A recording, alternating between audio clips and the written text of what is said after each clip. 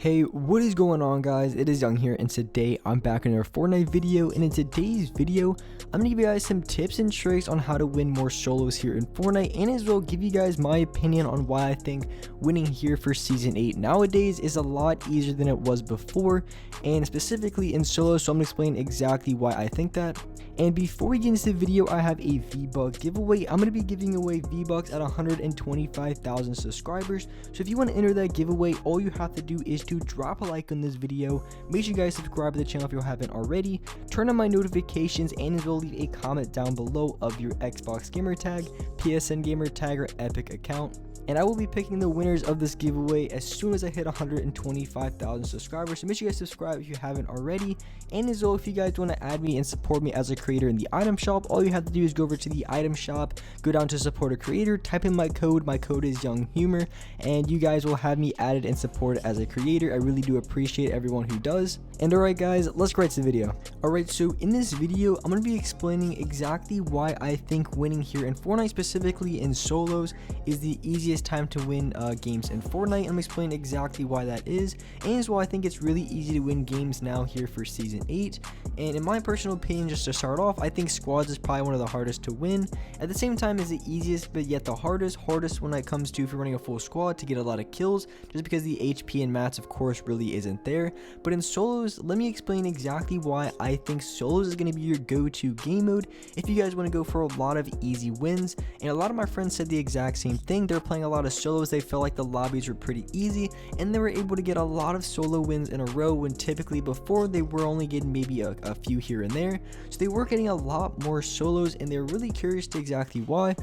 And so I was really thinking about it, and it honestly did make a lot of sense. And so the first reason, of course, I think people are not playing as many solos as before, or at least the better and sweatier players, because they did add the ranked game mode. So a lot of really good players are playing in that game mode, whether they want to play for HP per kill. It's not even really that they want to play for HP per kill. Honestly, before, when they had the events, they had the cups, I was playing quite a few of that. It was only like every other day or every few days.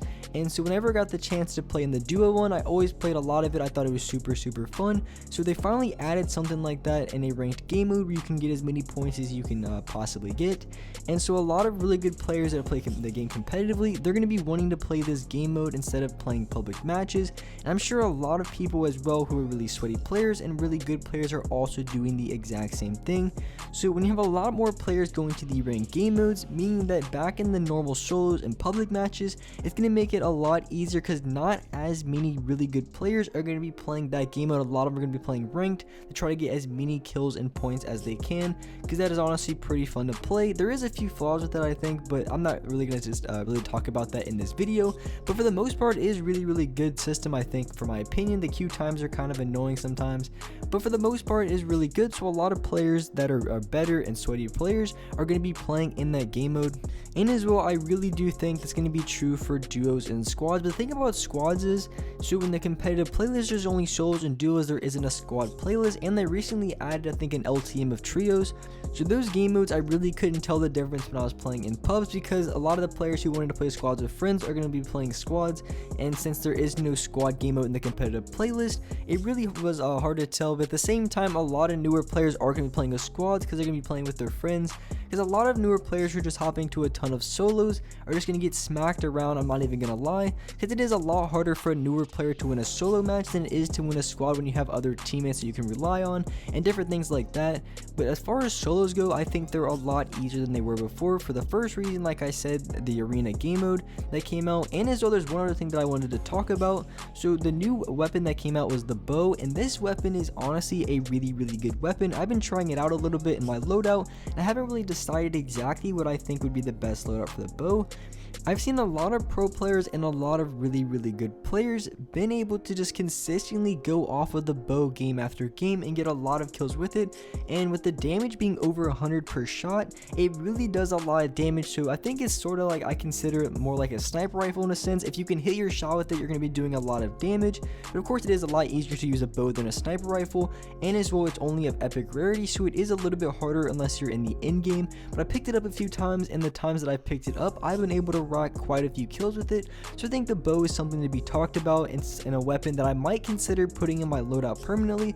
And I don't know if I would switch it out for my AR or maybe my SMG, or if I move into my other loadout so I have those weapons and then I usually carry like 2 heals. I might take out, maybe just carry the minis and then carry a bow in my sniper slot, because if I carry a sniper I usually carry it in the last slot, so I probably would put the bow in that area. But at the same time, I'm not really too sure. I'm gonna see exactly how that works, but definitely the bow is something to be talked about. I think it's a really good weapon and does have a lot of potential to go for a lot of really good kills. And also in solos, why I think it's a lot easier than other game modes to win right now, and personally the reason is I feel like I always have a lot more shield in solos than I do in a game like squads.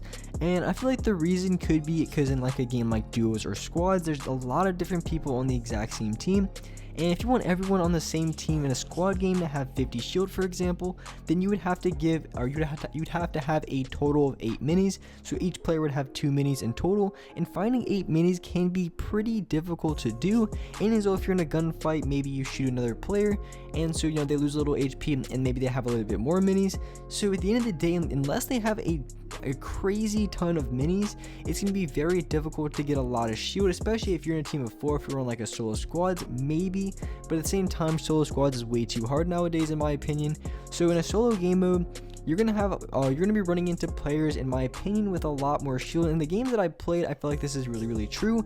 I felt like I always had a lot more shield after my fights, and of course a little bit more towards the end game I had a lot more shield.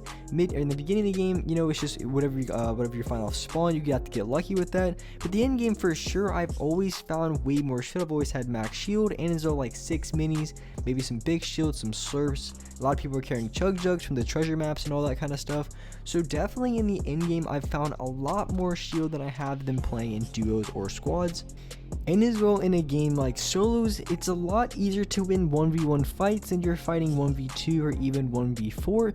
So if you're in a game like duos or especially squads and your teammates end up dying halfway through the game to another team, it's going to be so much harder to clutch out the game, and it's really going to hurt your chances of winning, especially if you're not like a top tier or sweaty player, because winning solo versus squads can be pretty difficult. But a game like solos, you're always fighting 1v1s unless you get third partied from another team across the map, which happens from time to time. But for the most part, you're going to be fighting only 1v1 gunfights, which is going to be a lot easier to win in my opinion, because you're going to have the shield like I said, and as well it's just going to be a lot easier to win than if your teammates die in like a duos or squads game. So solos is definitely, in my opinion, the way to go.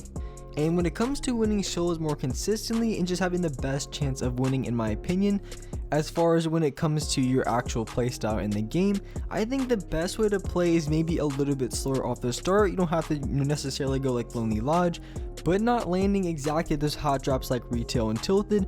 And then towards, I would not even say like the mid game, sort of late game, I would play a lot more aggressive. And the reason being is because if you play a little bit more aggressive in the end game, most of the time you're gonna be completely stacked on mats and HP, because in the end game people are gonna be way more stacked. People are gonna have a lot of mats, especially if it's someone who's gotten a decent amount of kills throughout the game or just looted up a ton. They're gonna have quite a few mats, and as well their HP is gonna be pretty good. They're gonna have quite a few shield left over. So you play a little bit more aggressive in the mid to late game, then you're gonna have a lot more HP. And in the beginning game, of course, if you want to land a little bit slower and make sure you have your mats up and your HP up, that's definitely going to give you the best chance of winning, because in the early game, really the hardest part is just trying to find good loot.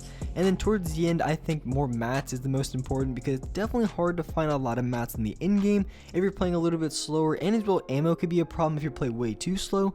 So you just want to find that good balance, and you're going to be able to pull out a lot more wins. But like I said, I think the best way to play is a little bit slow in the beginning, and I would recommend landing places like Pleasant Park is pretty good. Maybe even places like Shifty would be pretty good spot, because there is mushrooms around there too. So just different spots like that I think would be a really good start for an early game, and then a lot more aggressive in the late game. I wouldn't say like too late in the game, maybe like top 5 depending on the players, because in top 5, depending on what time of game you're in, you could be in a game where people are just camping in boxes. In that case, you're just gonna get third partied every single time that you try to fight. But towards like the mid game to sort of going into the late game, like top 15, I would play a little bit more aggressive just so you get your mats up and everything else up like that. And with that being said, that's all for this video. Hope you guys enjoyed this video, hope you guys liked it, and if you guys could drop a like on this video, make sure you guys subscribe to the channel if you haven't already, turn on my notifications to be notified for every single new video, and alright guys, I'll see you next video.